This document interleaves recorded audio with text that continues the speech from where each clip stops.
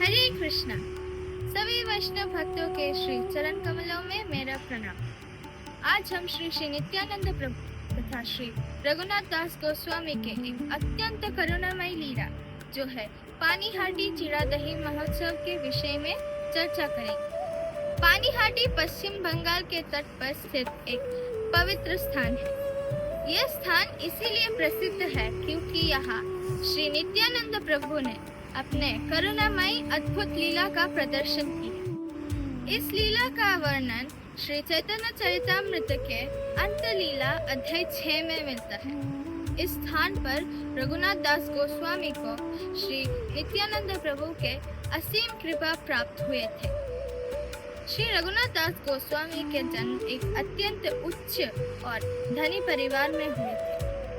उनके पास संसार के सभी भौतिक सुख थे, जैसे अधिक धन, सुंदर पत्नी, सामाजिक प्रतिष्ठा इत्यादि, परंतु उनके मन संसार में नहीं लगते थे। भगवत गीता में कहा जाता है कि परम दृष्टा निवर्तते, अर्थात जब मनुष्य आध्यात्मिक रस का अनुभव करते हैं तो उनकी रुचि भौतिक सुख के लिए कम हो जाता है।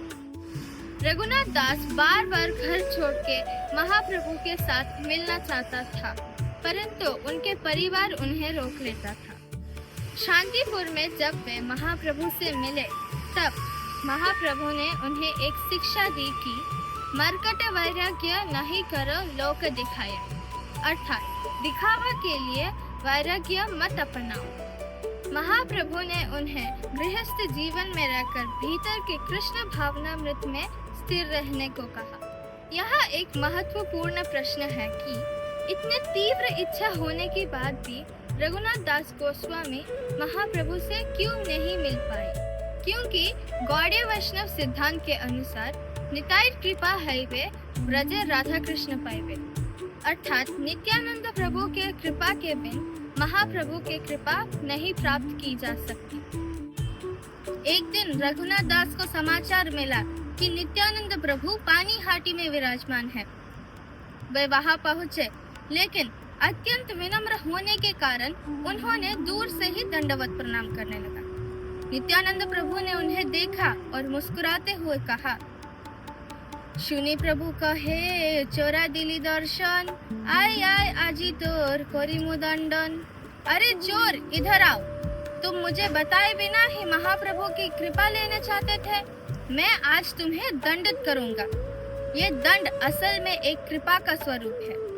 नित्यानंद प्रभु ने आदेश दी, तोदी चिड़ा बखन करहो मोर गने, सुनी आनंदित होइल रघुनाथ मने। आज तुम मेरे सभी भक्तों को चिड़ा दही का महाभोज कराओगे। रघुनाथ दास ने प्रसन्नता सहित इस आदेश को स्वीकार कर लिया। उन्होंने बड़ी बड़ी मात्राओं में चिड़ा, दही, दूध, केला, चीनी, घी इत्यादि अन्य सामग्री एकत्रित की। महोत्सव में 2 प्रकार विशेष व्यंजन तैयार किए गए थे। प्रथम चिड़ा, दही, केले और चीनी मिलाकर। द्वितीय चिड़ा, गाढ़ा दूध, घी, कपूर, चीनी और केले मिलाकर। हजारों लोग इस महोत्सव में सम्मिलित हुए।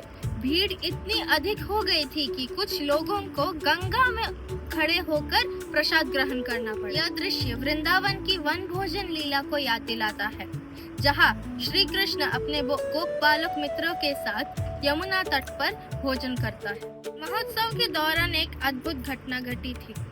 नित्यानंद प्रभु ने भावावेश में चैतन्य महाप्रभु का आह्वान किया था। चैतन्य महाप्रभु वहाँ प्रकट हो गए।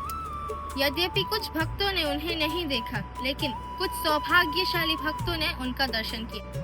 नित्यानंद प्रभु विभिन्न पात्रों से चैतन्य महाप्रभु को चिड़ा खिलाने लगे और चैतन्य महाप्रभु भी प्रेम पूर्वक नित्यानंद प्रभु को खिलाने लगे। ये लीला दर्शाती है कि निताई और गौर अभिन्न है। महोत्सव के अंत में रघुनाथ दास ने नित्यानंद प्रभु को प्रणाम किया। नित्यानंद प्रभु अपने कोमल जैसा चरण उसके सिर पर रखते हुए आशीर्वाद देते हुए कहा, अति शीघ्र ही तुम श्री चैतन्य महाप्रभु का सानिध्य लाभ करोगे। कुछ समय बाद ये आशीर्वाद सत्य सिद्ध हुआ और जगन्नाथपुरी में रघुनाथ दास महाप्रभु की सेवा करने लगे। हमें इस लीला से बहुत सारे शिक्षाएं मिलते हैं, जैसे विनम्रता, कृपा को आकर्षित करते हैं। वैष्णव सेवा सर्वोच्च है। निताई के बिना गौर नहीं और प्रसाद सेवन कराना बहुत अच्छा कार्य है। अतः पानी हाटी चिड़ा दही महोत्सव सिर्फ भोजन का ही उत्सव नहीं, ये नित्यानंद प्रभु का असीम कृपा का अवसर, शुद्ध भक्ति, विनम्रता और वैष्णव सेवा की उत्सव है।